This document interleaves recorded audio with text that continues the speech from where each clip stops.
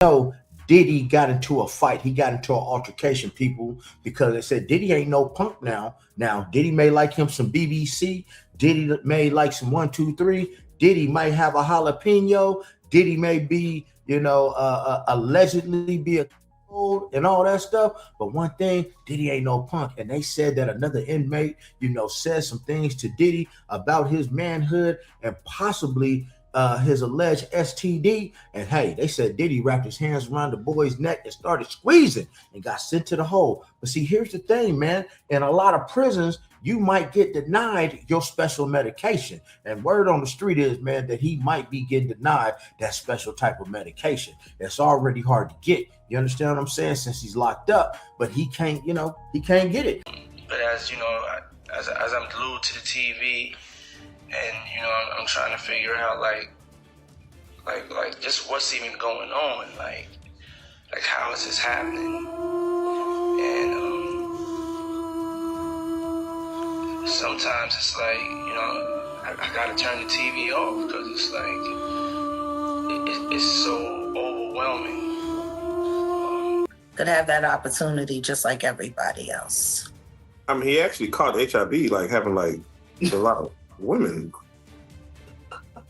Oh yeah, let's just go down the rabbit hole of all of his sins. I'm just saying. You want to know what's wild about that though? He faced that head up. He did. And he didn't stop. And he didn't stop doing what he's done. He an advocate. Now he did that. And period. Listen to me. He faced that head up. How many dudes is running around undetectable, G? Come on. In the game. Man. Because I could tell you 20 right now that I could rattle off names. Let's back up and break down exactly what went down. Diddy was sitting inside FCI Fort Dix, facing a stack of federal charges tied to allegations about arranging paid companionship and transporting people across state lines. He was first held at the Metropolitan Detention Center in Brooklyn, and that place was no joke. Overcrowded, chaotic, and rough from the jump. Standing right outside the federal courthouse in New York City, the news hit hard.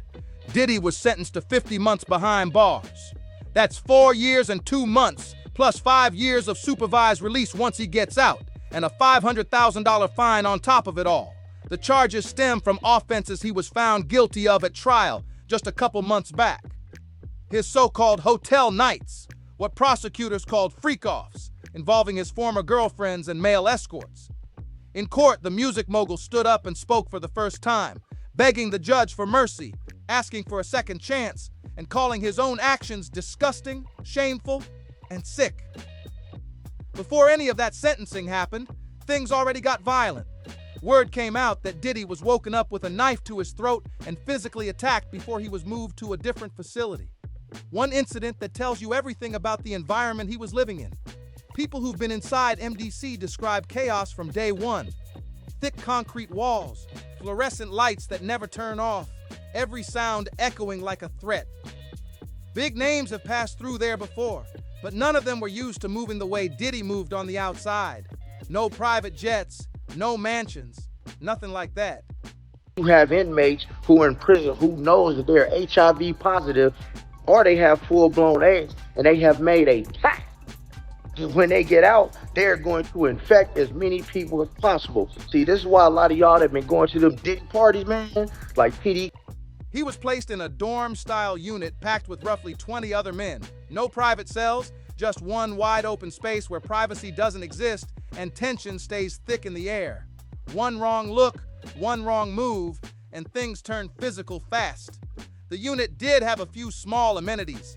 An air hockey table, a gym, board games, TVs, a microwave, and tablets available through the commissary, but none of that changes the mental grind of surviving each day in there. Head counts around the clock, early morning wake-ups, thin mattresses on twin beds, no pillows, and communal bathrooms with only thin curtains separating you from the next man. Every phone call, every email, every move was being watched and logged. Still, word on the street was that Diddy found workarounds, reportedly buying other inmates' phone privileges, running three-way calls, and staying connected to people outside his approved contact list. Power moves even from behind bars, no question. But that influence didn't stop the knife attack. Former inmates have spoken openly about the reality inside. One put it plainly: everybody had a knife in there, and nobody was surprised when Diddy got rushed. Another, describing his floor as a dormitory-style level with low-security inmates in bunk beds spread across an open floor, recalled picking up commissary alongside him after his first week inside. That same former inmate described being mostly limited to the computer and the phone, with barely anything else going on. Stuck on the unit all day, every day. He said the experience is still fresh in his mind because he later came home from MDC, and he hasn't forgotten any of it. He's called it nothing like anything he'd been through before, even after time in a cell on lockdown without food, or crammed with another grown man in what was basically a bathroom with the air cut off. So what's daily life actually like in federal prison? Your daily life like in the Fed prison, because Feds is different from state. Pretty much different. Constant lockdown, constant stabbing. They are like very, very, very high and strict on respect. They go to PC, a lot of them, because they know if you go out there, they're gonna kill you. Everybody have a knife. When you first get there, when I first got to the USP, the first thing they hint me when I came out there, he said, "Hey, what's up, Trey?" Be like, "Man, look, come on in my room, bro." I said, "What's up, man? Keep this knife on you. Everybody got one." He said, "Boy, this is your driver's license right here. Keep this knife on you." Is that considered a shank? No, a knife. A real knife? Real knife. Where y'all get real knives from? The police officers bring them in. Because Fed is a whole different world from state. Way different. Constant lockdown, constant stabbings, and respect rules that people take dead seriously. A lot of inmates go to protective custody because they know if they step into general population, they're not making it back. Everybody's carrying. One inmate described landing at a USP and immediately getting pulled aside by another prisoner who welcomed him in, told him to keep a knife on him because everybody had one, and called it as essential as a driver's license. Asked whether that meant a shank, he clarified it was a real knife, and said the officers bring them in. That knife to the throat incident is what forced the transfer to Fort Dix, a lower security facility, on the theory that the tension might die down. People close to the situation already knew that wasn't going to happen. The attacks didn't stop. The environment stayed hostile even in the new spot. People familiar with the system say other inmates came at him early, assuming his celebrity status made him soft or untouchable. The wrong read. Diddy has a known history of grabbing and confronting people, even with security standing right there in the free world, and that same energy reportedly followed him inside. More recently, things boiled over again. Word is he got into it with an inmate, things turned physical, and the facility responded by putting him in solitary, placed in isolation, reportedly in the afternoon, for a minimum of 30 days. His team didn't confirm the details, but they didn't deny the report either. Not every fact is locked in, but the word going around is that it may have been self-defense, an inmate talking too much, pushing the wrong buttons, maybe bringing up old business or private information Diddy didn't want raised. In a place where old scores and loose talk move fast, that kind of thing can explode in seconds. Either way, solitary is where he ended up. Another layer of pressure on top of everything already building. According to a call received the day before, Diddy choked another inmate out and was thrown into solitary on July 23rd in the afternoon for at least 30 days. His team was reached out to and knew the call was coming, but they couldn't get their story straight either way. No confirmation, no denial. The reasoning passed along was that people sometimes see a big name and think they can push him around. Maybe it's the news coverage. Maybe the celebrity assumption that he's gone soft or is used to being shielded. The word was clear: don't test him. And according to what was passed along, he had to prove that point in a hurry. People laugh at Diddy, but nobody who's actually been around him would call him soft. He's been seen grabbing and yanking people up in clubs with security standing right there and still not backing down. That's not changing because he's behind bars. While the physical stuff was playing out, something else started getting attention. Before sentencing, Diddy showed up to court noticeably thinner and worn out. Early explanations pointed to losing access to his private chef. Then the story shifted toward talk of maggot-infested food, inmates reportedly turning down their trays, and speculation that the weight loss ran deeper than diet. Rumors pointing to an acute STD, allegedly HIV, as a driver of his urgency to get out. Whether the maggots in the food claim checks out is unclear. For someone of Diddy's profile, it wouldn't be a stretch to think he's treated differently, though probably not every inmate gets that treatment. Either way, according to circulating claims, something bigger was allegedly spreading through the floor, with talk of prison staff confirming an outbreak connected to him and of inmates involved with no protection in play. These claims remain unverified. On top of that, there are reports of a whole other scene unfolding inside. People competing over who gets to make his bed, who gets close, who earns a nod from him. Full fan club behavior in lockup. Commentator Lisa Evers has reportedly been a source for that detail. If accurate, it would echo the lifestyle he was living on the outside.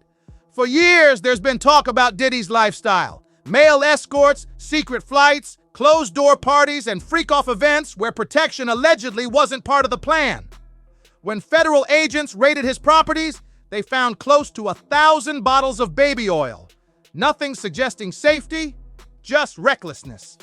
I'm outside the federal court building here in New York City, where P. Diddy has just been sentenced to 50 months in prison. So that's 4 years and 2 months in prison. He'll also have to serve 5 years of supervised release and pay a fine of $500,000. And that's related to his related offences that he was found guilty of at trial a couple of months ago. Offences relating to his freak-offs, or hotel nights as he called them, with his former girlfriends and male escorts. We heard from the music mogul for the first time today. He addressed the court pleading with the judge for mercy, to give him a second chance, apologising to his victims and describing his actions as disgusting, shameful and sick. If that same pattern carried over inside, it raises the possibility of real health consequences for him and others. Jaguar Wright has claimed publicly that Diddy has HIV and has suggested at least 20 other men in the industry are in the same position. Claims that remain unverified and worth treating with real skepticism. What is documented is that investigators seized cases of personal lubricant and baby oil that Diddy's staff allegedly used to stock hotel rooms for the freak-offs. Over 1,000 bottles total, all recovered from his Los Angeles mansion and captured on camera. A Homeland Security agent pointed to a library stocked with it during testimony, along with a nightstand next to Diddy's own bed stacked with Astroglide, and boxes of sealed Astroglide and a backpack of baby oil found in the garage. Industry conversation around this has gotten candid, with people describing how common this kind of exposure allegedly is behind closed doors. One voice claimed Diddy kept moving without slowing down even after learning of his situation, and claimed to be able to name 20 people in the industry allegedly carrying the same secret. None of this is confirmed. Then the outside support started falling apart. Clive Davis, who reportedly helped open doors for Diddy early on, shaped the empire, and quietly worked behind the scenes once the charges landed, stepped back. Reports circulated that Diddy broke down in prison hearing the news, describing it as losing his last real lifeline. Davis had reportedly been working alongside Diddy's mother and legal team, pushing for early moves and offering quiet support. Asked directly about his involvement in helping Diddy, Davis said nothing, though people still believe he assisted from the shadows. Other industry figures have already started distancing themselves. In one older interview, Davis was reminded he'd been described as a major influence on Sean Combs' career. More recently, reporters swarmed him outside an event, asking whether he'd spoken to Combs since the federal raid and whether he had any comment on the allegations. Davis, credited as one of Diddy's key mentors, stayed quiet and kept moving. Then came the news that changed the dynamic. Davis died at 94, taking with him one of the most powerful shields Diddy had on the outside. Davis had built the careers of artists including Barry Manilow, Pink Floyd, Whitney Houston, and Bruce Springsteen. That kind of influence doesn't get replaced, Inside, the shift was immediate. Without that outside protection, threats that might have been smoothed over before suddenly had nowhere to go, and the pressure kept stacking. On the legal front, things kept getting worse. New lawsuits filed in, with witnesses coming forward alleging arranged companionship, drugs, and situations crossing serious lines. Adrian English described being pulled in after a modeling audition and caught in a cycle centered on the white parties. April Lampro described encounters going back to the 90s following promises of career mentorship. Crystal McKenna said that at 22 during Fashion Week, an offer of career help turned into a studio situation that left lasting damage. The same pattern showing up across different names and different years. So we coming to you live, Diddy late nights. Anything can happen. I'm just vibing. It's so wild. You got it. English has said that people are now finally open to hearing what happened to her when they weren't ready to 20 years ago. She identified herself as Adria Sherry Marcy English, hired in the early 2000s as a go-go dancer at Diddy's private white parties. She'd looked up to him as an icon and an innovator with real dreams of an entertainment career. And by her account, the early experience, including their first meeting, felt genuinely good. But by the second or third party, she said she started being asked to do more than dance. More mingling, more availability, more of what she called extras, including being seated with specific guests Diddy wanted entertained and walked to private areas of the house. April's account describes meeting Diddy at a bar in Soho, where he introduced her to a female friend. After a few sips of a drink, the group headed to a nearby hotel, where she says she felt uneasy the moment they walked in and recalls Diddy forcing himself on top of her while she was in bed. She left and told herself she was done with him, but says he kept pursuing her afterward, promising that staying close to him would transform her career. At the time, she was trying to break into fashion, where Diddy was a major name, which made his promises hard to walk away from. Meanwhile, inside the facility, Diddy was reportedly doing laundry detail, completing programs, and building a case for reform ahead of an April 2028 target date his team has been pushing for. But each new accusation has made early release look less realistic. His legal team has gone before a panel of judges arguing he should be released immediately, claiming the sentencing judge relied on conduct he was never convicted of, pointing out that the evidence in question was tied to acquitted conduct. Notably, until last year, judges were allowed to factor in acquitted conduct at sentencing, which is exactly what the defense is now challenging. Last year, a judge sentenced him to 4 years and 2 months after a jury convicted him of transporting people across state lines while clearing him on the most serious charges, including conspiracy. No ruling has come yet on that appeal, but the defense is pushing for a fast decision with April 2028 approaching.